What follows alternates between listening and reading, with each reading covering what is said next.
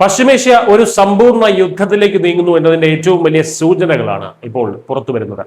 ഇസ്രയേലും ഈജിപ്തും അടക്കമുള്ള വിവിധ പശ്ചിമേഷ്യൻ രാജ്യങ്ങളിലുള്ള തങ്ങളുടെ പൗരന്മാരോട് അടിയന്തരമായി രാജ്യം വിടാൻ അമേരിക്കൻ എംബസികൾ കർശന മുന്നറിയിപ്പ് നൽകി കഴിഞ്ഞു.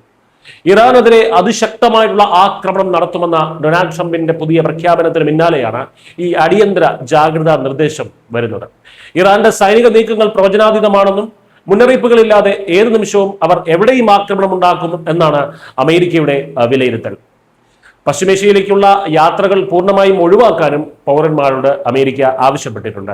അമേരിക്കയ്ക്കും ഇറാനും ഇടയിലെ ഈ സംഘർഷം ഇപ്പോൾ മറ്റു രാജ്യങ്ങളിലേക്കും വ്യാപിക്കുകയാണ്.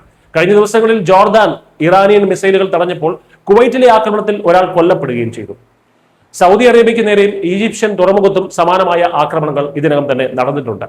5 മാസമായി തുടരുന്ന ഈ യുദ്ധം ആഗോളതലത്തിൽ ഇന്ധനവില കുതിച്ചുയരാൻ കാരണമായിരിക്കുകയാണ്.